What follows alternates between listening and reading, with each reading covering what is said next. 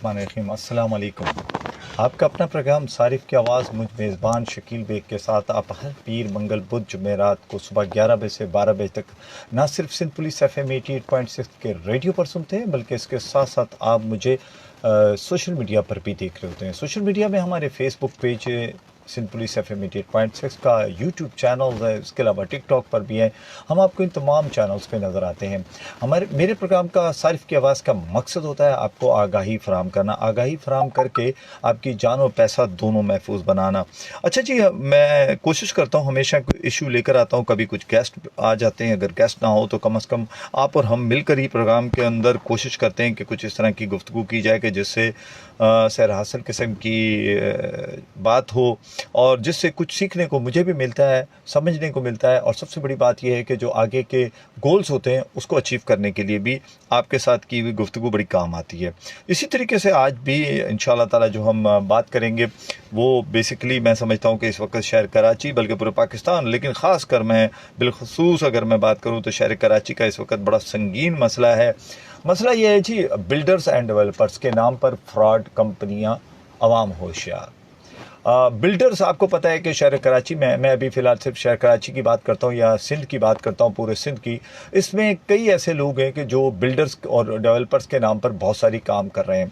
अच्छा, मैं ये नहीं कहता कि सारे के सारे गलत हैं, बहुत सारे अच्छे भी हैं और बहुत अच्छे अच्छे शहर कराची के अंदर प्रोजेक्ट भी हैं। हैदराबाद में भी बड़े अच्छे प्रोजेक्ट बने हुए हैं, ठट्ठा में भी बने हुए हैं। अगर मैं बात करूँ आगे नवाब शाह और दीगर बेनज़ीराबाद, इधर उधर काफ़ी जगहों पर बहुत अच्छे अच्छे प्रोजेक्ट हैं। लेकिन इसी में रहते हुए कुछ ऐसे अशख़ास भी होते हैं, ऐसे लोग भी होते हैं जो आपके साथ, मेरे साथ फ्रॉड कर रहे होते हैं। इसी तरह का ये कुछ इस तरह के मामलात पिछले कुछ दिनों से लोग मुझसे रब्ता भी कर रहे थे, और एक केस बल्कि हमने कोशिश भी की है कि वो उसको इंशाल्लाह ताला किसी लॉयर को साथ बैठाएंगे ताकि उसकी लीगल उस पर डिस्कस भी करेंगे कि जनाब ये क्या है, किस तरह और कैसे किया जा रहा है लोगों के साथ ये फ्रॉड। तो इसी पे आज हम बात करेंगे और फिर उसके बाद आपकी राय भी लेंगे, और आपकी राय आपको पता है मुकद्दम होती है, और मैं हमेशा कोशिश करता हूँ कि आपकी राय से ही प्रोग्राम को आगे बढ़ाया जाए, क्योंकि डेफिनेटली सी बात है कि जब आप बताते हैं तो आप अपने तजर्बे हमसे शेयर करते हैं। कराची में इस वक्त जो मैं आपको बात कर रहा हूँ, कराची में जो फ्लैट्स बनते हैं, जो आपने देखा होगा अमूमन जगहों पर ज़्यादातर अपार्टमेंट्स बना दिए जाते हैं, जो बड़ी बड़ी हाई रेस बिल्डिंग्स भी होती हैं, और हाई रेस ना भी हो तो 4 मंजिला बिल्डिंग तो होती हैं, और लेकिन अगर बाज़ दफ़ा ये भी होता है 4 मंजिला बिल्डिंग होती है लेकिन उसमें एक अदद मेज़राइन फ्लोर भी बना दिया जाता है। कई मरतबा मैंने देखा कि मेज़राइन फ्लोर को SBC के लोग या दीगर कोई एजेंसीज के लोग, अदारों के लोग आकर उसको डिमोलिश भी करते हैं, तो पता चलता है कि जी वो खामोशी के साथ इस तरीके से बनाया जाता है कि जिसका किसी को पता ही नहीं चलता। लेकिन इसमें जो सबसे बड़ी बात है कि जो आपके लिए और मेरे लिए भी सीखने और समझने की बात है, इसमें जो कराची में ज़्यादातर फ्लैट्स हैं ये लीज़ पर नहीं है। ये एक बड़ी हैरानकुन बात है, और ये मेरे पास तकरीबन कोई 4-5 केस आए। इससे पहले हमने ब्यूरो सप्लाई एंड प्राइसेस का जो कंज्यूमर प्रोटेक्शन सेल बना हुआ है, अथॉरिटी बनी हुई है, उसमें भी फॉरवर्ड किए हैं, और क्योंकि ये केस ऐसे थे कि हम समझते हैं कि ये वहाँ तक जाने चाहिए, बल्कि बिल्डर के नाम पर होते हैं। यानी कि जो लीज़ होती है उस अपार्टमेंट की, फ्लैट की, वो बिल्डर के नाम से होती है। आप ख़रीद आप रहे हैं, ठीक है जी, सब कुछ आप कर रहे हैं, पैसा आपका है। अगर किसी बिल्डिंग को नुकसान पहुँचे तो आप अपना हक भी नहीं जता सकते, क्योंकि जब आप खुद सोचें ना कि अगर मिसाल के तौर पे एक चीज़ है वो आपने ख़रीदी है, उसका पैसा आपने दिया है, लेकिन लीज़ आपके नाम नहीं है। अब अगर आपके साथ कुछ हो जाता है, कुछ कहीं ऐसी कंस्ट्रक्शन या कोई ऐसा प्रॉब्लम क्रिएट हो जाता है कि आपको साबित करना होता है कि जनाब ये प्रॉपर्टी तो मेरी है, लेकिन अगर वो प्रॉपर्टी कैसे आप साबित करेंगे कि जब उसकी लीज ही आपके नाम नहीं होगी बल्कि बिल्डर के नाम होगी, क्योंकि आपकी प्रॉपर्टी बिल्डर के नाम जब होती है तो डेफिनेटली सी बात है कि आप उसको साबित नहीं कर सकते, वो बिल्डर ही के नाम रहती है। तो वो क्या होता है कि बिल्डर क्या करता है, पैसे लेने के लिए आपको पोजीशन लेटर दे देता है या एलोकेट कर देता है, एलोकेशन लेटर दे देता है, यानी कि 2 लेटर होते हैं, ये दोनों बिल्डर के होते हैं, और ये कोई इसमें सरकार का लेटर नहीं होता है, सरकार की होती है लीज होती है, जो लीज प्रॉपरली आपके नाम से होती है। मैंने तो यहाँ तक भी देखे कुछ अपार्टमेंट होते हैं जो हाउस बिल्डिंग से या बैंक फाइनेंस भी हुई होती है, लेकिन वो जो लीज होती है वो बिल्डर के नाम होती है, और पैसे जो होता है वो जिसके क्या नाम है फ्लैट परचेस कर रहा होता है उसके नाम से वो बेचारा पैसे वो जमा करा रहा होता है, क्योंकि वो उसके अंदर कुछ इस तरह की क्लॉसेस होती हैं कि जनाब वो चूँकि लीज़ है, लीज़ तो है लेकिन लीज़ XYZ के नाम है, लेकिन इसकी जो पेमेंट है वो XYZ जमा कराएगा। तो ये चीज़ें भी जो है ना, मैं समझता हूँ कि ये फ्रॉड तो नहीं कह सकते लेकिन ये ज़रूर कह सकते हैं कि वो उस कंज्यूमर या उस ख़रीदार का नहीं होता जब तक कि वो प्रॉपरली लीज़ उसके नाम ना हो जाए। तो जैसे कि आपको पता है, और एक चीज़ और इसमें बड़ी अहम है कि SBCA Sindh building control authority इसको तस्लीम भी नहीं करती, यानी कि उनके रूल्स रेगुलेशन जो है वो इसको नहीं। और इंशाअल्लाह ताला मेरी कोशिश चल रही है कि मैं SBCA से भी बात करूं, क्योंकि SBCA के जो इस वक्त डायरेक्टर जनरल जो तशरीफ़ लाए हैं वो मुजम्मिल हुसैन हालेपोतो साहब हैं, और जनाब बहुत ज़बरदस्त अफसर हैं, और इत्तफाक से इनके साथ काम करने का भी मुझे मौका मिला है क्योंकि DG सिंध फूड अथॉरिटी भी रह कर गए, और बड़े कलील वक्त में इन्होंने वहाँ पर भी बड़े बड़े अच्छे अच्छे इनिशिएटिव लिए थे। और मैं उम्मीद करता हूँ कि इस वक्त जो सिंध के अंदर जो प्रॉब्लम्स है जो बिल्डिंग कंट्रोल अथॉरिटी के, उसको मैं समझता हूँ कि मुजम्मिल हुसैन हालेपोतो साहब इसको प्रॉपरली इंशाल्लाह ताला देखेंगे भी, और इसीलिए आज इस इशू को भी मैंने हाई रेस किया है कि ताकि हाईलाइट करके ताकि ये चीज़ उन तक भी पहुँचनी चाहिए। और इंशाल्लाह ताला हम कोशिश भी करेंगे कि यहाँ पर वहाँ से SBCA से किसी ऑफिसर को बिठाकर जो सवालात इस वक्त आपके जहन में होते हैं या मेरे जहन में है वो उनसे ज़रूर किए जाए, ताकि कम अज़ कम उनसे हमें जवाब मिलना चाहिए, क्योंकि आपका असासा आपका पैसा बहुत कीमती होता है, क्योंकि हर शख्स बड़ी मेहनत से पैसा कमा कर वो चीज़ ख़रीदता है और पता चलता है कि वो चीज़ उसके हाथ से निकल गई, क्योंकि वो चीज़ उसके पास थी ही नहीं, क्योंकि वो लीज़ ही उसके पास नहीं थी। और ये कराची की आवाम के साथ मैं समझता हूँ कि एक बहुत बड़ा धोखा और जुल्म है, और ये जुल्म कंटिन्यू किया जा रहा है और हो रहा है। और मज़े की बात जो सबसे बड़ी दिलचस्प इसमें बात लगती है वो ये है कि आप जब ये परचेज़ भी कर रहे होते हैं तो आपको भी पता होता है कि ये लीज़ मेरे नाम नहीं है।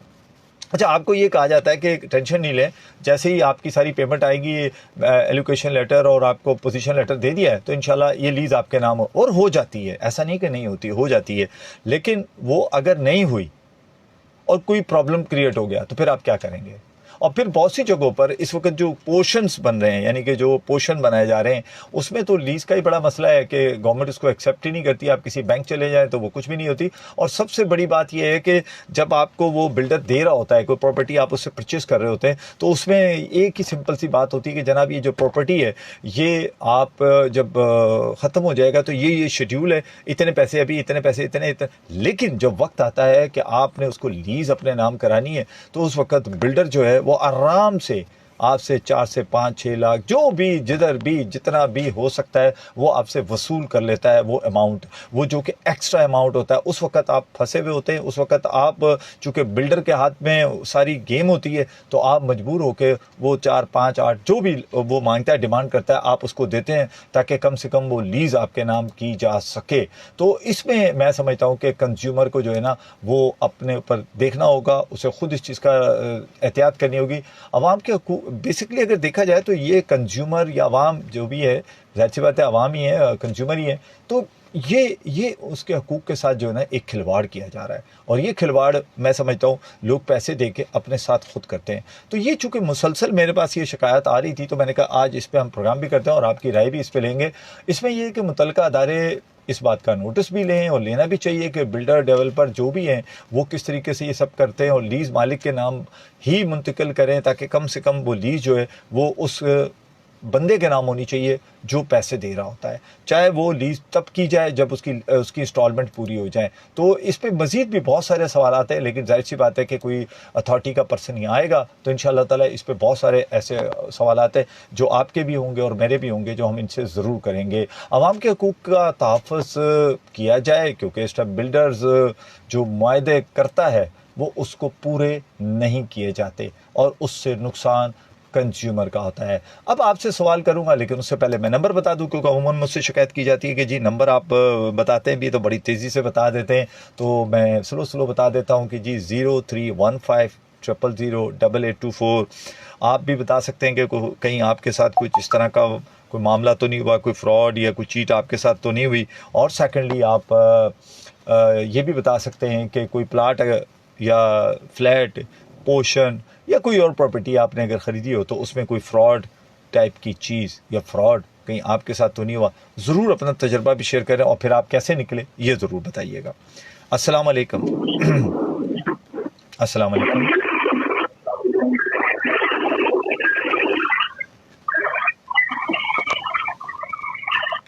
जनाब कॉल मिलाकर उसके बाद आप अपने आप को कहीं और बिजी कर लेंगे तो डेफिनेटली सी बात है कि पूरा पाकिस्तान सुनता है इस प्रोग्राम को, और लोग आपके सामने फैसलाबाद से भी कॉल आती है। कल क्या नाम है, अंदरून सिंध से भी 2-3 मैसेजेस आए हुए थे। तो इस तरह ना किया करें, जब आप कॉल मिलाएं तो अपने आप को स्टेबल करके कहीं खड़े हो जाएं। और मैंने 10 दफ़ा कहा है कि आप कोशिश किया करें कि जाहिर सी बात है आपको सिर्फ मैं नहीं सुनता, आपको पूरा पाकिस्तान सुनता है। ख़ासकर शहर कराची का हर गाड़ी में बैठा हुआ तकरीबन शख्स सुन रहा था। तो कोशिश किया करें कि आप अपने आप को प्रॉपरली कॉन्सेंट्रेट करके यहाँ रखें ताकि कम से कम आपकी आवाज़ प्रॉपर तरीके से दूसरों तक पहुँच सके। जी कॉल लेते हैं एक और। जी अस्सलाम वालेकुम। अस्सलाम वालेकुम। जी वालेकुम अस्सलाम। जी कौन सा जी, काम आपकी बातें सुन रहा था मैं, काफी चीजें इसमें ऐसी हैं। सर कहाँ से कौन सा बात कर सर, कौन सा कहाँ सर? एक मिनट सर, पहले तारुफ करा दीजिए ताकि सुनने वालों को पता चले कौन सा बात। मेरा नाम असगर अली खान है और मैं मेट्रोविल कराची से। जी असगर अली खान साहब, अब बताइए क्या कहना चाह रहे हैं आप? और मेरा प्रॉपर्टी से ताल्लुक रहा है इसलिए मैं जरा सा खुल के आपसे बात करूंगा। जी जरूर। बिल्डर का एक बिल्डर के पास एक पूरी प्लॉट की लीज होती है। जी जी। उसके बाद वो क्या करता है, उसे सब लीज देनी होती है। जी जी। अच्छा, वो सारी सब लीजें जो है ना वो इकट्ठी करके पैसे वो पहले ले लेते हैं, लेकिन सब फीस देता नहीं। इसलिए नहीं देता कि जितनी दफा ट्रांसफर होता है उसकी अलग वो फीस लेता है। ये एक और इसका ड्रामा होता है। और इसमें खासकर बहुत बड़े बड़े बिल्डर भी शामिल है, बहुत बड़े, जो अपने आप को कराची के किंग कहते हैं ना। जी जी। वो भी यही काम करते हैं। ठीक है। अच्छा एक चीज़ तो आपकी चूंकि एक्सपीरियंस है, आपका एक्सपीरियंस भी है, जाहिर सी बात है आपने कॉल भी की है यहाँ। असगर साहब मैं आपसे ये पूछना चाहूँगा कि लीज उसके पास होती है, सब लीज वो देता है। अच्छा आप बता रहे हैं कि वो उसमें फ्रॉड करता है, चीट करता है। सर वो क्या तरीका होता है उसका, क्या, ताकि लोग सुनने वालों को पता चले, ताकि एहतियात कर सकें लोग? उसका तरीका ये होता है कि उसने जब वो आपके साथ एग्री, जब टोटल पेमेंट आप कर देते हैं ना प्लॉट की या फ्लैट की या किसी भी चीज की, सही, तो वो आपके बाद में कहते हैं कि अब आपको हम सब लीज करा के देंगे, इतने पैसे दे दें। ओके, अच्छा, वो पैसे भी ले लेते हैं। फिर वो क्या कहता है, वो क्या मतलब है यार, आधे आए आधे लोगों के नहीं आए, सबके जब आएंगे तो इकट्ठी हम लीजें कराएंगे। बिल्कुल ठीक है। अच्छा उसमें भी वो 2-3 साल खींच जाता है। असगर साहब मैं आपसे फ़ायदा उठाना चाहूँगा क्योंकि आप एक्सपर्ट हैं थोड़े से इस मामले में। मुझे ये बताइएगा, अमूमन ये होता है कि एक किसी शख्स ने फ्लैट बुक कराया हुआ है और उसके 4 साल 5 साल हो गए उसने फ्लैट बुक कराया है, और अचानक ही वो कहता है कि जनाब चूँकि मैं आगे कंस्ट्रक्शन नहीं कर पा रहा, और 6 महीने 8 महीने के लिए काम बंद कर देता है। फिर वो आराम से कहता है कि जी ये पैसे मैं आपको वापस कर देता हूँ। अच्छा वो पैसे वापस कर देता है और उसके बाद अचानक ही 1 साल के बाद दोबारा प्रोजेक्ट शुरू करता है, और वो जो पहले उसने बुकिंग की होती है मिसाल के तौर पे 5 लाख की, अब वो नई बुकिंग करता है 10 से 12, 15, 20 लाख की। तो सर ये कैसे हो जाता है? ये असल में ये क्या करता है, वो स्टॉप कर देता है काम को। ठीक है। अब लोग जो है ना, मिसाल मुझे उसने टाइम दिया कि जी आपको 3 साल में पेमेंट करो, 3 साल में मैं कब्जा दूंगा। 3 साल गुजर जाते हैं, 1 साल ऊपर और भी गुजर जाता है। वो कहते हैं जी यार ऐसा है कि मैं इसको नहीं, मैं अब इसको कंप्लीट नहीं कर सकता और इसमें ये बहुत सारी प्रॉब्लम आ रही हैं, आप अपनी पेमेंट वापस लेनी। वो पेमेंट भी ऐसे नहीं देता, यकमुश्त देता है, इंस्टॉलमेंट पे देता है, वो भी किस्तों में वापस करता है। अच्छा लोग खुश हो जाते हैं कि चलो कितना अच्छा बंदा है, इसने पैसे तो वापस कर दिए, पैसे वापस हो गया। अब उसके बाद वो क्या करता है, वो सारा कुछ सारे लोगों को क्लियर करके उनसे पेपर जो उसने दिए होते हैं वो वापस ले लेता है। और उनसे अंडरटेकिंग ले लेता है कि जी मेरा अब इस फ्लैट से या किसी भी चीज से मेरा कोई ताल्लुक नहीं। असगर साहब इसको क्या कहेंगे, फ्रॉड कहेंगे, चीट कहेंगे, या लोगों के साथ बेवकूफ कहेंगे? ये सुपर चीटिंग है, सुपर चीटिंग जिसको नहीं कहते हैं। चलें ये अच्छा हो गया, आपकी पहली कॉल है और बड़ी अच्छी कॉल है आपकी। अच्छा इसमें ये नहीं कि खाली बिल्डर शामिल होता है, जी जी, इसमें केडी भी शामिल होता है, इसमें केबीसी भी शामिल होता है, इसमें बहुत सारे लोग शामिल होते हैं। नहीं लेकिन मसला ये है ना कि देखिए मैं एक अर्ज करूं कि जो मैं हमेशा उस कल्पट को पकड़ता हूं कि जो फ्रंट पे होता है। देखिए 2 लोग होते हैं ना, एक होता है खरीदार, एक होता है बेचने वाला, यानी कि एक सेलर है और एक परचेजर है। अब मसला ये है कि देखें कौन किधर है, उस पर तो हम बहस में नहीं जाते ना। मसला ये है कि एक शख्स से मैंने चीज़ परचेज की है, वो मुझे अगर वापस कर रहा है तो अब मुझे चाहिए ना कि मैं उसके खिलाफ लीगल एक्शन लूँ। मैं लीगल नहीं लेता बल्कि मैं उसकी तारीफें करता हूँ, लोगों को बताता हूँ। लोग इतने थक चुके, बात सुने, लोग इतने थक चुके होते हैं ना कि कहते हैं यार बस अभी जान छूटे, हमें ये पैसे वापस मिल जाए। उसके अलावा दूसरी जो सबसे बड़ी प्रॉब्लम है वो ये है कि ये लोग जो है, ये लोग एक मुनज़्ज़म माफिया है। मुनज़्ज़म माफिया, इसको आप माफिया कहेंगे, चीटर नहीं कहेंगे। अच्छा, ये एक मुनज़्ज़म माफिया है। इसमें एक अदारा है इनका आबाद के नाम से, मेरी उनसे एक दो मरतबा मुलाकातें भी हुई हैं और उनके प्रोग्राम्स में भी मैं गया हूँ। वो बड़े मुनज़्ज़म तरीके से, बल्कि हमने कोई 2-4 केसेस मैंने उनके पास भेजे और उन्होंने बड़ी स्पीडली उनको, जो चूंकि वो उनके मेंबर थे आबाद के ना, वो काम अलाउ नहीं। करते हैं, हाँ जी, वो काम करते हैं। लेकिन अब पता है कि बीच में ऐसा भी है कि इनके अपने लोग भी शामिल होते हैं अब में। नहीं वो, लेकिन वो कहते हैं कि अगर कोई ऐसा आ जाता है ना तो हम एक्शन उसके ऊपर बड़ा लेते हैं, और मैंने देखा है उनको एक्शन लेते हुए। वो असल में अवेयरनेस नहीं है लोगों को। जी जी, चलें सर। ये वो लोग होते हैं, ये पता क्या होता है, ये वो लोग होते हैं जिन्होंने सारी जिंदगी इसमें गुजार दी होती है कि हम कोई अपना घर बना ले, अपने लिए कुछ बना ले। चलें, बहुत शुक्रिया असगर साहब, लोग होते हैं। बहुत शुक्रिया आपका। आपकी कॉल तकरीबन 5 मिनट की होगी, सिर्फ इसलिए कि पहली कॉल थी और आप एक्सपर्ट भी थे, तो मैंने सोचा कि आपका ओपिनियन बहुत अच्छा होगा। बहुत शुक्रिया, अपना बहुत ज़्यादा ख्याल रखिएगा और ज़रूर हमारे यहाँ कॉल करते रहा करें। जनाब, ये असगर साहब थे, और असगर साहब चूँकि ख़ुद भी प्रॉपर्टी का काम करते हैं और उनको इसके बारे में काफ़ी सारी इन्फॉर्मेशन थी, और इसीलिए मैंने कोशिश की कि इनसे थोड़ी सी बातें कर सकें, हम इनसे पूछ सकें कि जनाब ये किस तरीके से फ्रॉड या चीट किया जाता है। तो जनाब एक और कॉल लेते हैं, सुनते हैं क्या कह रहे हैं, फिर बढ़ते हैं आगे। अस्सलाम वालेकुम। अस्सलाम वालेकुम। वालेकुम अस्सलाम जी, कौन साहब, कहाँ से? सुल्तान अली बात कर रहा हूँ, 7 नंबर जफ्ताबाद से। सॉरी, क्या नाम दिया? सुल्तान जी, सुल्तान अली जी। जी, क्या कहेंगे सुल्तान आप? मैंने यानी कि फ्लैट खरीदा था मैंने ना अपने खाला के लड़के से ना। ठीक है। तो मैं चीट होने से बहुत घबराता था। अब मेरे जो खाला के लड़के ने ना घर बनाया, तो मैंने बोला यार इससे हमें चीट मिलेगी नहीं, क्योंकि मेरी खाला का लड़का है। वो पोषण तो नहीं, पोषण था या घर था? पोषण था। वो जो छोटे उससे भाई, हाँ, अब मैंने बोला मेरी खाला वाला तो मेरा भाई है ना, मेरे क्या गलत करेगा। सही बात है। तो मैंने उससे बात कर ली, पैसे दे दिया। हमने बोला सारी जिम्मेदारी तुम्हारी है, लेने तो हम किसी और से भी ले सकते थे, लेकिन हमें पता है चीट हो जाएगी, लेकिन हम तुमसे ही ले रहे हैं कि हम तुम चीट नहीं करोगे। पैसे दे दिए हमने, उन्होंने हमारा एग्रीमेंट दे दिया। अब मैंने इसको 2-2.5 साल लगा, मैंने इसको बेच देता हूँ। आज जब मैंने उसको बेचने लगा ना, वो तो बोल रहा है जो घर की फाइल है वो का है। मैंने यार ये तो मेरे पास नहीं है। तो बोल रहा ये तो होना लाजमी है। फिर मैंने अपने कजन को फोन करा, मैंने यार वो ऐसा बोल रहा है। बोल रहा वो तो 50,000 मांग रहा है। मैंने 50,000 मांग रहा है, तो मैंने यार मैंने तो पैसे पूरे दिए ना, मेरे वो चीजें दिलवाओ। बोल रहा नहीं यार वो तो 50,000 मांग रहा है। मैंने अच्छा। फिर मैंने 2-2.5 महीने कॉल बात करी, बोल रहा भाई वो 1 लाख मांग रहा है। मैं तो परेशान आ गया। अब मेरे को डराने लगा कि भाई वो तो घर तक कब्जा करने ही कर रहा है, नीयत खराब होगी उसकी। फिर मैं एक बंदे के पास गया, मैंने यार ऐसा मसला हो गया। उन्होंने बोला तू ब्रोकर फाइल किसी फ्लैट वाले पे ले ले, बराबर में जिसका फ्लैट हो उससे ले ले। मैंने अच्छा। मैं उसी फ्लैट में गया, मैंने यार मेरे को ना ब्रोकर फाइल नहीं है मेरे पास। तो बोला हाँ मेरे पास है। तो मैंने आप मुझसे पैसे ले लो। बोला 25,000 में लूंगा। मैंने आप मुझसे 12,000 पे ले लो, फोटो कापी दे दो। उसकी मेरी 12,000 में वार्डन हुई। मैंने उसको 12,000 की फोटो कापी ले ली। ये हुआ। और चीट कर रहा है जो आपका कजन है, मेरा खाला का लड़का, सगी वाला है। हमारे को मामू भी नहीं है ना, हमारी नाना नानी है, खाली हमारी 2 बहनें हैं, एक मेरी अम्मी और एक मेरी खाला।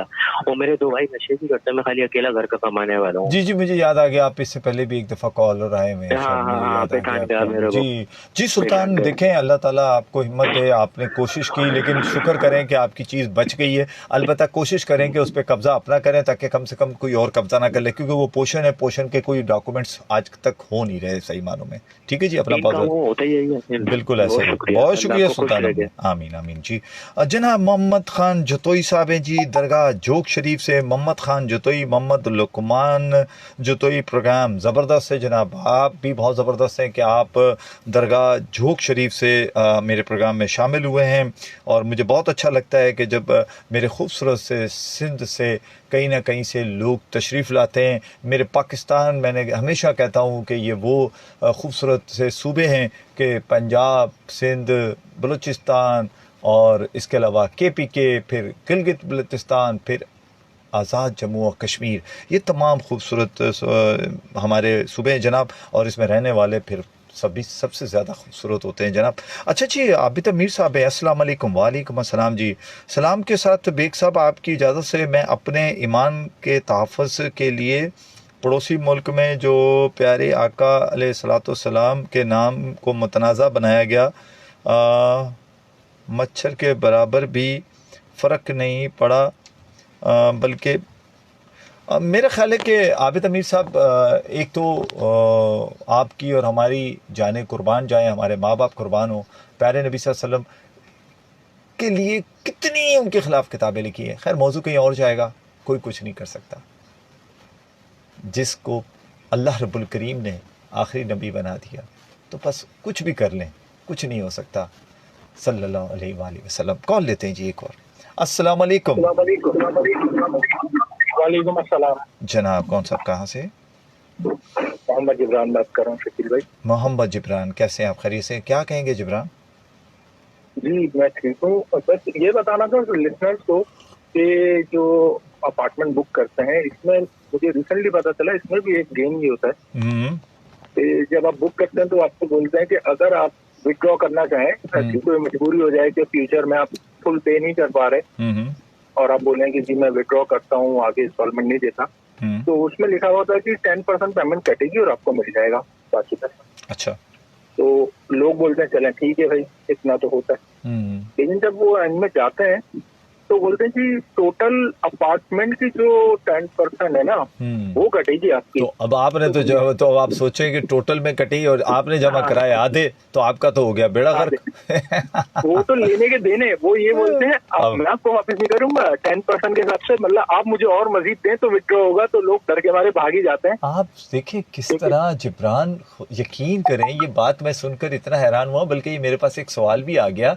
मेरी कोशिश होगी कि मैं एसबीसी से किसी अफसर को यहाँ बैठाऊं, केडीए से किसी को बैठाऊं, उनसे ये पूछूं कि जनाब ये किस तरह के फ्रॉड होते हैं, और अगर ये फ्रॉड करते हैं तो कम से कम ये जब अच्छा एक चीज़ और बड़ी खतरनाक होती है, इतनी सारी क्लॉसेस लिखी हुई होती हैं। वो एक शख्स आम आदमी जो बेचारा चीज़ ले रहा था उसमें आधे से ज़्यादा तो वो होते हैं जो अंगूठे लगाते हैं बेचारे, उनको तो पढ़ना भी नहीं आता।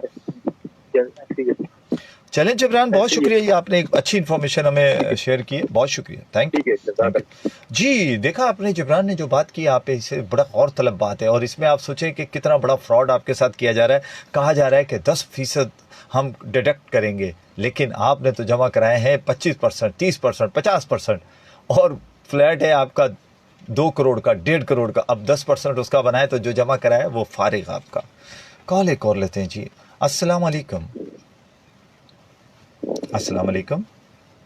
वालेकुम सलाम जी जनाब, सैयद खालिद नाट से। जी सैयद खालिद साहब नाटाबाद से, क्या कहेंगे सर?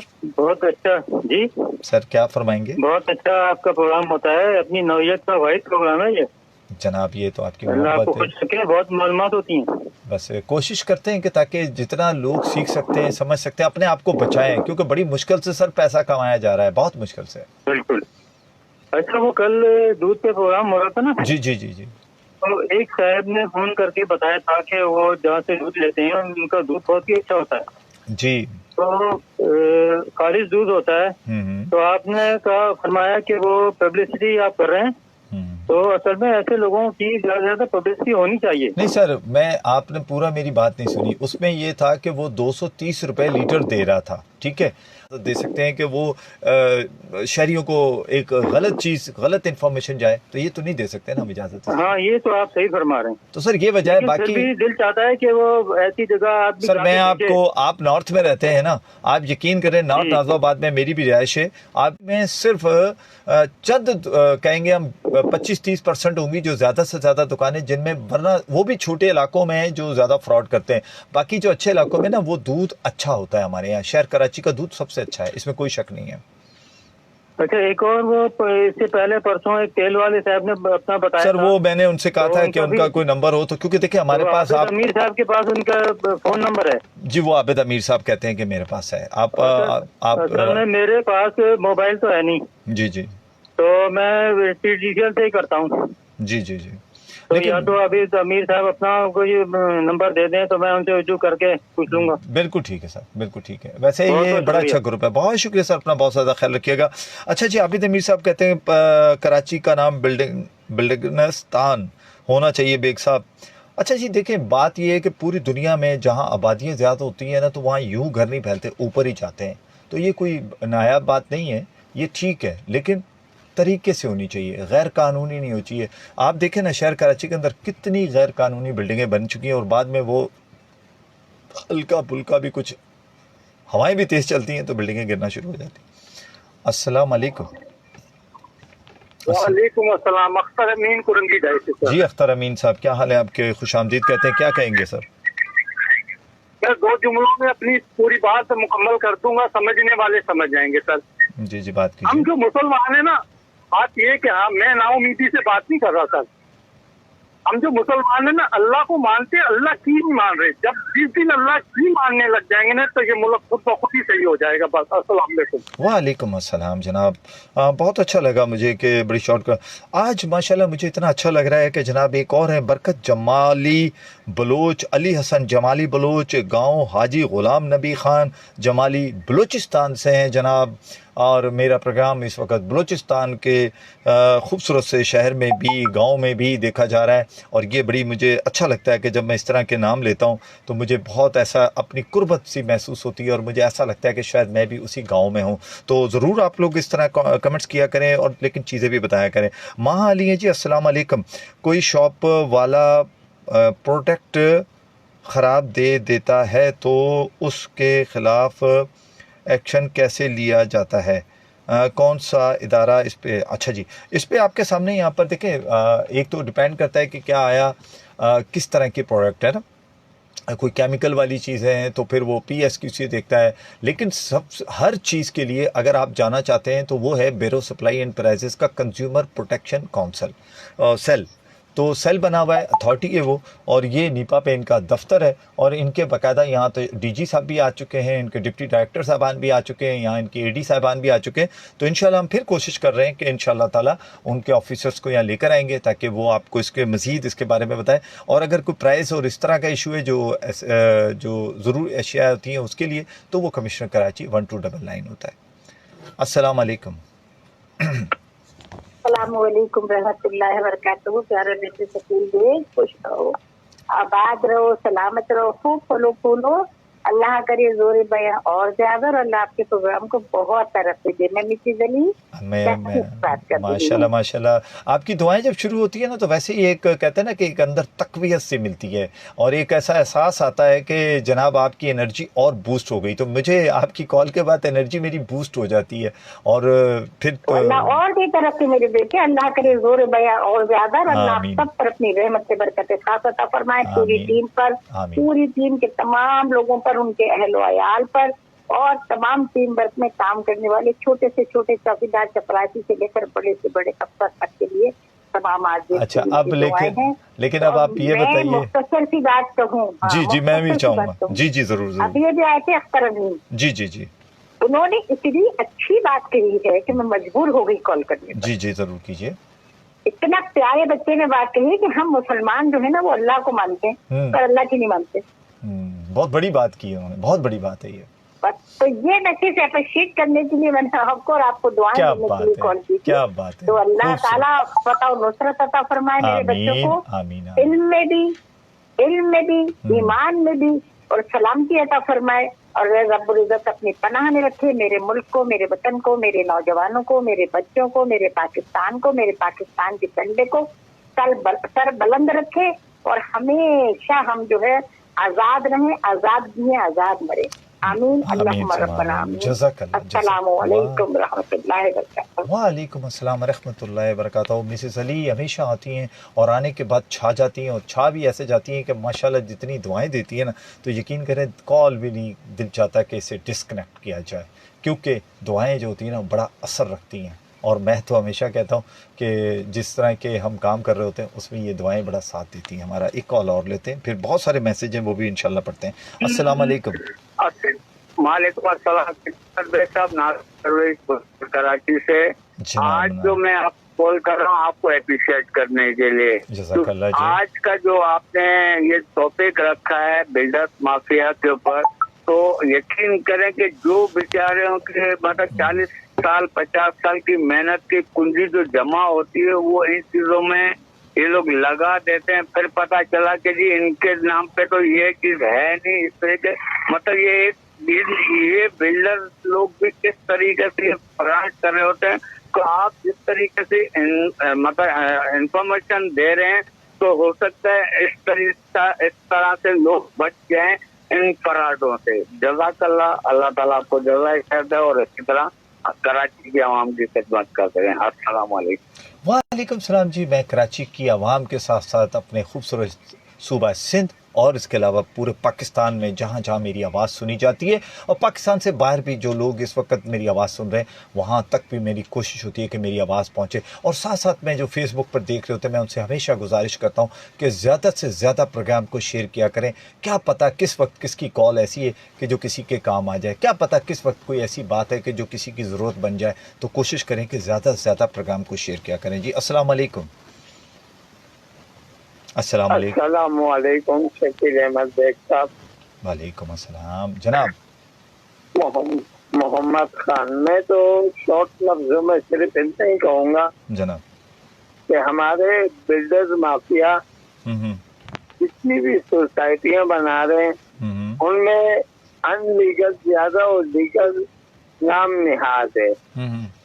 और बिल्डर्स जो है ना सिर्फ बिल्डर्स भी नहीं बल्कि हम लोग भी देखते हैं कि भाई ये फला बिल्डर है, बगैर छानबीन किए हुए आंखें बंद करके उनको अमाउंट देके प्लेस का प्लॉट या सिंगल डबल स्टोरी बंगला जो है ना वो बुक कर लेते हैं। तो हमारे यहाँ में कोई बंदा भी सिविक सेंटर तक जाके इस चीज को कंफर्म करने की जहमत नहीं करता। बिल्कुल सही कहा और जनाब। आपके लिए ये कहूँगा जी कि अल्लाह को अपने हिफ्ज़ो अमान में रखे, हर नादानी आफात से महफूज फरमाए। आमीन। क्योंकि हर उस शोबे से आप उलझ रहे हैं जिनसे लोग किनारा कशी अख्तियार करते हैं। तो आपके लिए मैं यही दुआ करूंगा कि अल्लाह आपको रेत से मदद अता फरमाए। अल्लाह हाफिज़। आमीन आमीन आमीन। अब बिल्कुल ऐसा ही है जनाब। मैं उलझता हूँ, इसमें कोई शक नहीं, लेकिन ये जहन में रखिएगा कि मैं उलझता नहीं हूँ बल्कि मैं सुलझाव करने की कोशिश करता हूँ ताकि मेरी आवाम, मेरे शहरी, मेरे बहन भाई वो बच सकें और जो फ्रॉड करने वाले हैं वो उन फ्रॉडियों से महफूज हो सकें। जनाब आबिद अमीर साहब हैं जी, ये बिल्डर पहले हमारे पैसों से गेम करते हैं, फिर आस्ता आस्ता सदमे देते हैं, लिहाजा दिल बड़ा और पैसे ज़्यादा रखें जब इधर इन्वेस्ट करें। एक ये बेसिकली मैं देखा जाए तो एक अच्छा मैसेज है आबिद अमीर साहब का जी। अस्सलाम वालेकुम। अस्सलाम वालेकुम जनाब। कौन साहब कहाँ से? मैं बिल्कुल ठीक है अल्हम्दुलिल्लाह। अजीज मेमन बात कर रहा हूँ कराची के सबसे बड़े और फूलों से खुशबूदार इलाके नाजमाबाद रोडम। जनाब मेमन साहब आप बिल्कुल, इसमें कोई शक नहीं है कि आप खुशबूदार, और अब आप कि हम प्रमोशन तो नहीं कर सकते, लेकिन आज के मौजू पे आप क्या कहना चाहेंगे जो बिल्डर्स या डेवलपर्स या ये नाम जो भी कुछ कह लें जो फ्रॉड कर रहे होते हैं लोग, उनके बारे में क्या कहेंगे? जी मैं आपको बिल्कुल कहना चाहूंगा यही कि पहले जो था ना इतना फ्रॉड नहीं था। अभी जो बिल्डर इतने फ्रॉड कर रहे हैं अल्लाह माफ करे, ये बस दौलत को ही अपना ईमान समझ रहे हैं। मैं आपको मेरे जितने भी दोस्त हैं ना ये नाजमाबाद में आए रहने के लिए, मैंने सबको अल्हम्दुलिल्लाह मकान भी दिलाया, कोई समस्या नहीं है। लेकिन तैयार मकान देखिए आप, तैयार, और जाके अपना रजिस्ट्रार ऑफिस में फाइल बनवाए और कब्जा ले अपनी पे लिख जाए। अल्लाह खैर करना। बाकी आप पे रिश्तों पे बुकिंग करवा रहे हो मेरे भाई, जो आपके हाथ में हो आपके हाथ में, आपने किसी को दे दिया गया मिलेगा नहीं।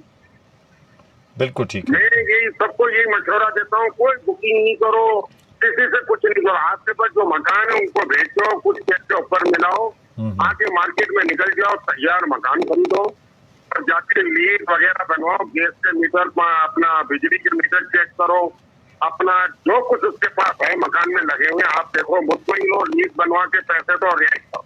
अल्लाह ये किसी पहले जमाने में था कि हम बुकिंग करा, मैंने गार्डन के अंदर 3 फ्लैट बुक कराए थे। जी जी। बड़ी अपार्टमेंट है वहाँ पर, 8-9 माले की बनी हुई है। जी जी। लेकिन अल्लाह का शुक्र था पहले ऐसा नहीं था। हम लोगों को 50% हमने किस्तें भरते थे, हम तो मकान में जाके शिफ्ट हो गए। मैंने 1-2 मकान तो अपनी बहनों को भी दिए। जी जी। कोई पैसा नहीं लगा, लीजें भी बन गई थी। जी जी। तो कोई ऐसा सब लीज होती है, कोई ऐसा मसला नहीं था। लेकिन यहाँ पर जो भी मैं ये नाजमाबाद में यहाँ शिफ्ट हुआ हूँ, मेरे को 5 साल हुए। जी जी। लेकिन मैं यहाँ पर ये पूरा मैं आज तक देख रहा हूँ, ये क्लास सुपर हाईवे में, मलिरों में बहुत फ्रॉड हो रहे हैं यार। ये क्या है? बस मेरे समझ नहीं आ रहा। लोग मुझे बोलते हैं यार मकान चलो, मैं कहता भाई तैयार मकान देख लो, लीज जाके करवा लो, ये गैस के मीटर, ये बिजली के गैस के मीटर, बिजली के मीटर, अब ये इतने का सौदा समझ में आता है। तो ये सब फाइनल बात करो, ये अलग से उसके पैसे देंगे उसके देंगे, ये गलत है। बिल्कुल, ये लेने वाला भी बेवकूफ बन रहा है। बिल्कुल ठीक है सर। लेने वाले को सोचना चाहिए कि भाई मैं पूरा कंप्लीट सौदा लो, कंप्लीट भाई ये सब चीजें करा के दो, ये पकड़ो 25% सब करा के दो, बाकी जो है आपको रियायत के लगा दूंगा, पता ना करता है, वो सामने वाला भी दे देगा अगर सीधा साधा है, नहीं तो गोली फिट करता रहेगा और ये बेचारे दोनों मारे जाएंगे अपने पता नहीं मेहनत मजदूरों का पैसे। अल्लाह माफ करो। बिल्कुल ठीक है जी, बहुत शुक्रिया मेमन साहब। पैगाम दूंगा कि आप तैयार मकान लो, तैयार, आप बुकिंगों में नहीं मरो, बुकिंगों में आपके महीने के पैसे जो है ना आपके जमा अकाउंट में नहीं होंगे, उनके पेट में चले जाएंगे। ठीक हो गया, बहुत शुक्रिया जी मेमन साहब। अच्छा जी, आलिया वकील साहब हैं जी, अस्सलाम वालेकुम। वालेकुम सलाम। मुझे ये पूछना है कि अनलीज फ्लैट परचेज करना कैसा है। मैंने अभी आपको पूरी डिटेल बता दी, बल्कि ये अभी आपके सामने अजीज़ मेमन साहब की कॉल भी आपने सुन ली। इसके अलावा क्योंकि 2 साल पहले हमने एक फ़्लैट परचेज के लिए पता नहीं फ़क्का पेपर बनाए हैं, फेक शायद लफ्ज़ आ रहा है, फेक पेपर बन गए। असल में इतनी शॉर्ट आपने लिखी है, पेपर बन गए थे, बट पता चला है वो अनलीज है। अब क्या अनलीज फ्लैट, अच्छा जी पहले तो आप ये देखें कि क्या वो कमर्शियल फ्लैट है। फ्लैट जो होता है ना वो कमर्शियल होता है, कमर्शियल की लीज जो है वो इस वक्त है, लेकिन अगर जो पोर्शन है तो उसको फ्लैट लोग कहते हैं, लेकिन वो पोर्शन कहलाता है, वो फ्लैट नहीं होता। पहले तो इसमें दोनों में फ़र्क है। तो पोर्शन अगर है तो उसकी कोई लीज वीज नहीं हो रही, कोई सब लीज नहीं हो रही इस वक्त, लेकिन अगर वो आपकी प्रॉपर फ्लैट है तो उसकी बिल्कुल सब लीज होती है। मेन लीज जो होती है बिल्डर के नाम होती है, जो भी उसका मालिक होगा उस प्लाट का, लेकिन सब लीज फ्लैट की होती है, तो वो कमर्शियल होती है। उसके बारे में आप पहले पता करें, ये आपको पता करना पड़ेगा। रजिस्ट्रार ऑफिस से कॉल लेते हैं जी। अस्सलाम वालेकुम। जी वालेकुम सलाम। मुझे वाजिद रमजान के फैसलाबाद बल्दे फोन करा जी। वाजिद रमजान साहब क्या कहना चाहेंगे सर? जी पहले तो कहूँगा कि अल्लाह आपको खुश रखे, आबाद रखे, सेहत वाली जिंदगी दे। आमीन जी। मैं किसी और मसले पे बात कर सकता है जी? आप अगर आज हमने बिल्डर पे इशू पे बात कर रहे हैं, लेकिन अगर कोई मैं शुरू से प्रोग्राम सुन रहा हूँ इसलिए जी आप कर लें, अगर कोई आपने फौरी तौर पे कोई ऐसी बात है तो कर लें, आप कर लें। जी जो देखो, पहले हमारी गैस की लाइन में पानी आया, हमने कंप्लेन की, आया उन्होंने निकाल दिया, फिर दूसरी बारी, तीसरी बारी, चौथी बारी इसी तरह हुआ। अब फिर गैस में पानी, लेन में पानी आ गया। अब हम लोगों ने फिर उनको कंप्लेन की है, मगर अब वो 1 हफ्ते से जो है ना वो नहीं आ रहे। उनको हमने कहा कि भाई लेन में पानी आ गया, मगर अब फिर ये हर दफा ऐसे आ जाता है। तो क्या ये आप ओगरा का कोई नंबर दे क्या कि मैं उधर? ओगरा पे नहीं है ये आपको सुई सदर्न गैस की जो इनका कस्टमर केयर सेंटर बना हुआ है, जो आपके इलाके का जो भी होगा, मैं ख्याल शायद आप बल्दिया टाउन रहते हैं तो पता करें कहाँ पर है, वहाँ आप मोहल्ले की तरफ से एक दरख्वास्त दें, और अगर बेहतर समझें तो वो कॉपी मुझे दे दें रिसीव की हुई, तो मैं खुद डायरेक्ट इसको जो ना ओगरा में भी फॉरवर्ड कर दूंगा और वहाँ भी कर दूंगा अपना इनके हेड ऑफिस में भी। तो ये बल्दिया में इनका मुझे दफ्तर होगा? सर मुझे नहीं मालूम इस बारे में, मैं कह रहा हूँ कि शायद उधर हो, मुझे नहीं एग्जैक्ट पता, क्योंकि इतनी नॉलेज मुझे नहीं है। शहर कराची बहुत बड़ा है कि कौन सा दफ्तर का है, किसी को पता नहीं। जज़ाकल्लाह जी। अच्छा जी, ट्रैफिक अपडेट है, काफ़ी टाइम से प्रोग्राम चल रहा है, लेकिन ट्रैफिक अपडेट देना बहुत ज़रूरी है, चूँकि सिंध पुलिस FM 88.6 जो कि आपके सफ़र का हम सफ़र, और जब आपका हो हम सफ़र तो आपको रखना बाखबर हमारा काम। तो जनाब इस वक्त ट्रैफिक अपडेट मैं देता चलूँ। मकाम है जी नमाइश जानिब तिब्बत और तिब्बत जानिब नमाइश MA जिना रोड, सीवरेज का पानी निकल रहा है, जिसकी वजह से ट्रैफिक की रवानी इन दोनों ट्रैक्स पर स्लो है। तो इसके साथ साथ एक ट्रैफिक अलर्ट और है जनाब। मकाम है जी अंकल सरिया चौक जानिब गार्डन चौक आगा खान स्वयं रोड, सीवरेज का पानी निकल रहा है, जिसकी वजह से ट्रैफिक की रवानी आहिस्ता है। यहाँ पर भी अगर आप सफ़र कर रहे हैं तो एहतियात बरतें, क्योंकि यहाँ पर भी पानी का मसला है। अच्छा जी, मकाम है जी अजीज़ भट्टी थाने के सामने sir Shah Suleman road, 3rd track पर डंपर ख़राब है, जिसकी वजह से हसन स्क्वायर जानिब स्टेडियम ट्रैक की ट्रैफिक की रवानी आहिस्ता है। तो अगर इस ट्रैक पे हैं तो यहाँ पर भी आप थोड़ा सा एहतियात करें। एक कॉल लेते हैं, फिर उसके बाद मज़ीद अपडेट भी आपको देते हैं। अस्सलाम वालेकुम। अस्सलाम वालेकुम। जी वालेकुम अस्सलाम रहमतुल्लाह। जनाब मैं आबिद अमीर, न्यू कराची इंडस्ट्रियल एरिया से। बेग साहब, ये नया स्टाइल बड़ा जबरदस्त लग रहा है बेग साहब आप पर। जनाब थैंक यू, जज़ाकल्लाह आपका। ओके, क्योंकि बहुत सारे लोग नहीं जानते होंगे ना कि आप पहले अलग स्टाइल में थे, आप बड़ा जबरदस्त अभी भी लग रहा है, पहले भी लग रहा है, माशाअल्लाह। अच्छा, कुछ लोग डिमोटिवेट हो गए ना, जी जी, तो मैं थोड़ा सा मोटिवेट करने आया उन्हें। जी जी। मैंने प्रॉपर्टी का काम किया सरजानी में, काफी अरसा किया है। अब तकरीबन कराची शहर मुकम्मल हो गया। अब कराची जो बढ़ रहा है ना, अब नादरन से उस पार चला गया, और जो कराची में सेक्टर 16 है, इससे तजावुज सेक्टर 16 जो है ये नादरन को क्रॉस करता है। कहने का मकसद ये है कि अब तमाम सोसाइटियां सरजानी की तरफ है। मैं इनकी पब्लिसिटी नहीं कर रहा, लेकिन यहाँ पर फ्रॉड भी ज्यादा है। अब किस तरह काम करना है, किस तरह करना है, इसके 2-4 आसान से बिल्कुल टोटके हैं कि एक प्रॉपर्टी डीलर आपको अर्ज कर रहा है, माजी का प्रॉपर्टी डीलर। आप अपने साथ किसी प्रॉपर्टी डीलर को लेके जाएं। अगर आप इधर इन्वेस्ट करने का शौक रखते हैं कि यार कुछ ले लिया जाए, अगर 2 पैसे बच रहे हैं ले लें, या फिर किसी वकील साहब को लेके जाएं। ये थोड़ी शरारत इनमें ये होती है कि ये आपसे शुरू का एडवांस लेंगे और किस्तें बांधेंगे, और इसके बाद ये अचानक आपसे कहेंगे कि जनाब वो बड़ी किस्त देनी है आपने 35,000 रुपए, और इस महीने में अब आपने ये देना। ये थोड़ा मुश्किल लगता है। अब जिस घर में बेग साहब 4 भाई रह रहे हैं ना, तो मुझे बहुत अजीब लगता है कि वो किराए पे क्यों रह रहे हैं। अब 4 भाई रह रहे हैं, किराए पे ना रहें, ऐसी जगह जरूर इन्वेस्ट करें, जरूर बिल्डर के पास जाएं, अपने घर की कोशिश करें। सारी जिंदगी किराए में गुजारना है, जब आप बड़े होंगे, जिंदगी आगे गुजारेंगे तो किराए पे रहेंगे। लिहाजा 4 भाई एक होके एक की इन्वेस्ट करें की सैलरी, और जब अपने मकान की कोशिश करें। ये मोटिवेशन है कि आप जरूर इन्वेस्ट करें। बस किसी प्रॉपर्टी डीलर को लेके जाएं या वकील साहब को लेके जाएं। और ये सोसाइटियां हैं जो नामी सोसाइटी है, रजिस्टर है, उनके पास एनओसी चेक कर लें और अलॉटमेंट देख लें कि आपको वो अलॉटमेंट कितने टाइम में देंगे। एक मूवी बना लें और उनसे लिखवा लें कि ये अलॉटमेंट कितने टाइम में मिलना है। 1 साल का ज़हन ज्यादा रखें कि मैं 1 साल, चले मैं ऑप्शन देता हूँ, 1 साल ज्यादा लगेगा, दिमाग पे दिल पे बिल्कुल ना दें। अपने से वाबस्ता 4 लोगों को बताएं कि मैंने ये कर लिया है, ताकि उनके जहन में रहे। बिल्कुल आसान है, बिल्कुल यहाँ पे आसान किस्तों पे ले सकता है बंदा अपना मकान। अभी किसी के पास 30 लाख रुपए दे सकता है, जबकि अपना किराया देने के लिए पैसे नहीं है। तो जरूर 4 भाई, जिस घर में 3 भाई है, 5 भाई है, वो इन्वेस्ट करें, अपने मकान की जरूर कोशिश करें। तो इसमें वो नहीं है, बस किसी वकील साहब या प्रॉपर्टी डीलर को अपने साथ लेके जाएं। अच्छा, एक मिनट। जी। 4 भाई हैं, चारों शादीशुदा हो गए, तो उनकी बीवियां कहेंगी कि हमारे शौहर ने खरीदा है, बाकी निकलो यहाँ से। फिर क्या करेंगे वो 3 भाई? इसके लिए ये है ना कि अभी जिनकी शादियां नहीं हुई वो अब ये तो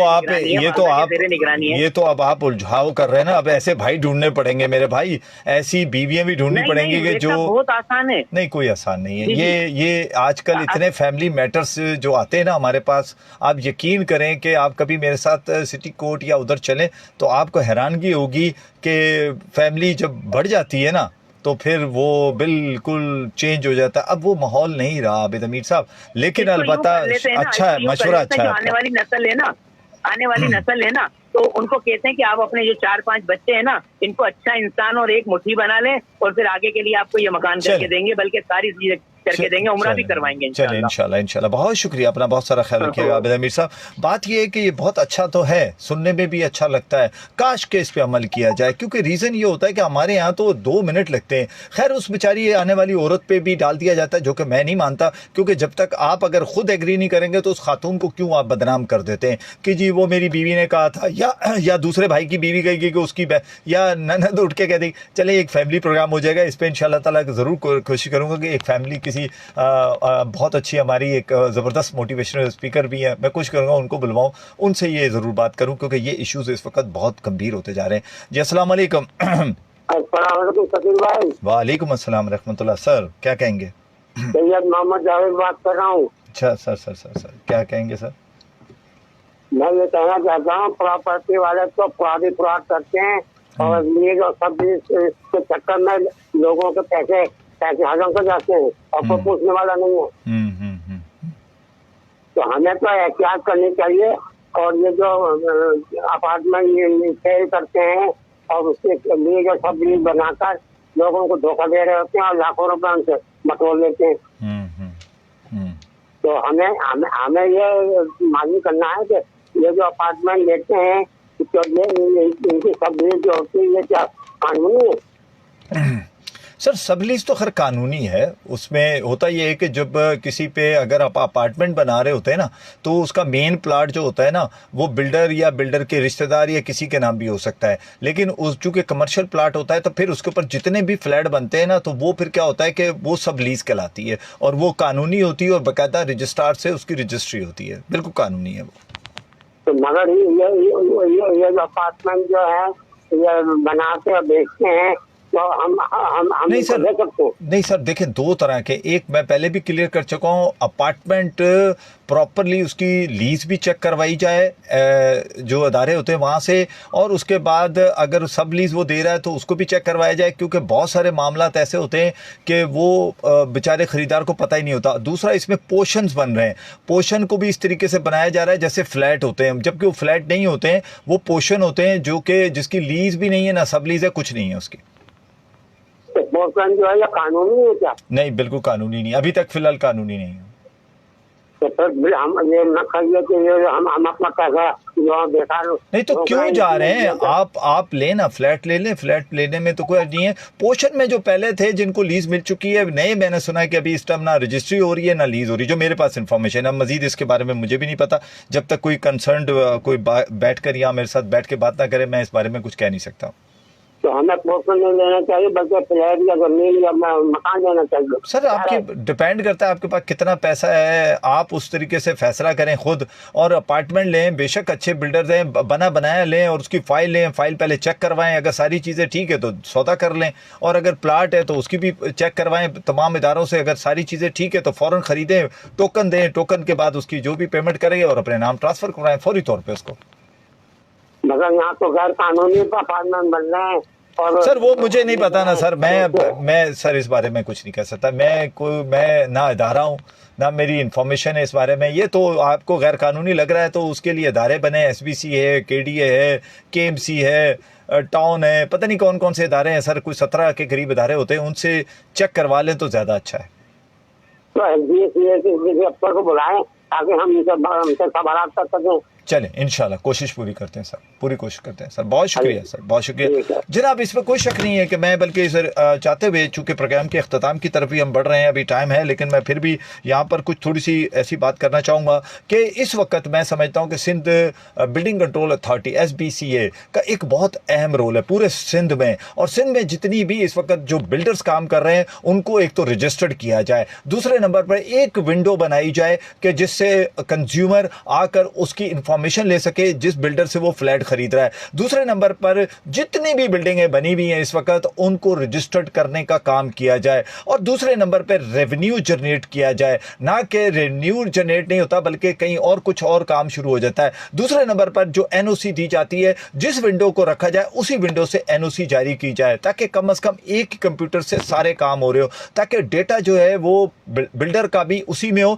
और कंज्यूमर जो डिटेल मांग रहा है SBCA से वो भी वहीं से हो। और यही काम KDA को भी चाहिए, कराची डेवलपमेंट अथॉरिटी जो कि कराची के लिए है, उनको भी चाहिए कि वहाँ के भी DG बड़े ज़बरदस्त हैं, आसिफ जान सिद्दीकी साहब आजकल हैं, तो मैं उनसे भी ये गुजारिश करूँगा कि आप भी एक वन विंडो कर दें। वन विंडो से फ़ायदा ये होगा, और इत्तफाक से दोनों का दफ्तर तकरीबन एक ही जगह पर है, यानी कि SBCA भी और KDA भी एक विंडो रखे, ताकि जिसने KDA की इंफॉर्मेशन लेनी है वो वहीं से इंफॉर्मेशन ले और फिर उसके बाद SBCA से ले, ताकि दोनों चीज़ें जब कंपाइल होंगी तो कंज्यूमर जो है वो कम से कम बिल्डर के मामले में डिटेल्स हासिल कर सकेगा। अगर फिर भी अगर कोई कंज्यूमर खुद अपनी गलती करता है तो वो उसकी सज़ा खुद भुगतता है। और इसके बाद कुछ बिल्डर इस तरह का भी काम करते हैं जो कि उन्हें नहीं करना चाहिए, कि आप 10 मंजिला बिल्डिंग बनाते हैं और 2 मंजिला बनाकर आप उसको छोड़ देते हैं और उसके बाद डिमांड करते हैं कि इंस्टॉलमेंट जारी रखी जाए, जबकि आपने वो 3 साल में, 4 साल में, 5 साल में उसका कब्जा देना था, लेकिन आप प्रोजेक्ट को 2 मंजिला पे रोक के बैठे हैं। उसके साथ साथ कुछ बिल्डर ये भी करते हैं कि जब उन्हें पता चलता है कि मार्केट वैल्यू जो है उस इलाके की बढ़ रही है तो वो क्या करते हैं कि प्रोजेक्ट को स्लो कर देते हैं। स्लो के बाद अचानक वो इस तरह के हालात पैदा करते हैं कि सारिफ जो होता है वो मजबूर हो जाता है कि जनाब मैं क्या करूं। तो फिर वो क्या करता है कि जी चले आप एक काम करें कि मैं आपके साथ एक हमदर्दी दिखाता हूं, हमदर्दी में आपके साथ ये करता हूं कि मैं आपकी पेमेंट रिफंड कर देता हूं। तो जो कंज्यूमर होता है, सारिफ होता है, अवाम होती है, वो उस वक्त समझती है कि जनाब ये तो बड़ा अच्छा मसीहा है कि कम से कम हमारी डूबी रकम तो वापस कर रहा है, उसने 2 साल 3 साल आपकी रकम को इस्तेमाल किया, उसके बाद वो आपको रकम इंस्टॉलमेंट में, किस्तों में आपको दे रहा होता है। और दूसरी तरफ पैरेलल वो कहता है कि जनाब चूंकि मैं लॉस में आ गया, और बिल्डर कहीं किसी और को खड़ा कर देता है, XYZ को, और फिर वही बिल्डिंग दोबारा से नए पैसों के साथ, नए मालियत के साथ, नई बोली के साथ वो मार्केट में फरोख्त हो रही होती है। यानी कि एक पैसा पहले आपका लगा जिसपे उसने स्ट्रक्चर खड़ा किया, दूसरा पैसा उसने उसको मल्टीपल करके कमा लिया। तो इसमें मैं समझता हूं कि जो गवर्नमेंट के वो इदारे हैं उनको हरकत में आना चाहिए और ऐसे काम करने वाले बिल्डर्स के खिलाफ एक्शन लेना चाहिए। आबाद जो इस वक्त मैं समझता हूं उसका बहुत अहम रोल है। आबाद चूंकि एक ज़बरदस्त अदारा है और वो एक बहुत ही मुस्तहकम किस्म का काम करने वाला इदारा है। और मैं यकीन करें कि मैं खुद भी शेखानी साहब से भी 1-2 मरतबा मेरी मुलाकात हो चुकी है, उसमें भी मैंने उनको देखा, उनका विजन भी बड़ा अच्छा होता है। लेकिन लोगों को भी चाहिए कि जब आप कोई चीज़ परचेस करते हैं तो आबाद से भी रब्ता किया करें, आबाद से भी जाके पूछा करें कि क्या आया जिससे आप चीज़ परचेस कर रहे हैं क्या वो आबाद का मेंबर है, क्योंकि अगर वो आबाद का मेंबर है तो आबाद की बहुत सारी रिस्ट्रिक्शंस अपने मेंबर्स के लिए होती हैं। तो अगर आप कोई परचेस कर रहे हैं फ्लैट या प्लाट या कुछ और चीज़ सोसाइटी में, तो कोशिश करें कि आप इन इदारों से ज़रूर उसकी चेक करवा लिया करें कि खुदा न खास्ता कि वो प्रॉपरली प्लॉट लीज है या नहीं। और इसके साथ साथ मैं यहाँ पर सुनने वालों से भी गुजारिश करूँगा, और जो इस वक्त सोशल मीडिया यानी कि फेसबुक पर मुझे देख भी रहे हैं उनसे भी मैं गुजारिश करूँगा कि आज के प्रोग्राम को ज़्यादा से ज़्यादा शेयर करें। आप देख ज़रूर रहे लेकिन प्रोग्राम को शेयर कम कर रहे हैं, क्योंकि आज का प्रोग्राम बहुत ही अहमियत का हामिल था कि जिसमें हमने बताया कि किस तरह प्लॉट, फ्लैट या दीगर इस तरह की प्रॉपर्टी बेचकर या खरीद कर फ्रॉड किए जा रहे हैं। इन फ्रॉड से बचना है तो ये प्रोग्राम आपके लिए बहुत ज़बरदस्त साबित हो सकता है। जनाब अपना बहुत सारा ख्याल रखिएगा। कल इंशाअल्लाह ताला आपके साथ ज़बरदस्त सा प्रोग्राम करेंगे, क्योंकि कल होंगे हमारे साथ deputy director Sindh food authority के, उनसे भी कुछ सवाल पूछेंगे कि शहर कराची को मिलावट वाली चीज़ें कैसे बेची जा रही हैं, कैसे लोगों को पानी वो पिलाया जा रहा है कि जो नहीं सेल होना चाहिए। और इसके अलावा बहुत कुछ जो आप चाहते हैं, जो आप सुनना चाहते हैं या आप सवाल करना चाहते हैं, कल ज़रूर सवाल कीजिएगा। इंशाअल्लाह ताला कल मुलाकात होती है वही आपका अपना टाइम सारिफ के प्रोग्राम का 11 बजे। बशर्ते हयात पाकिस्तान जिंदाबाद।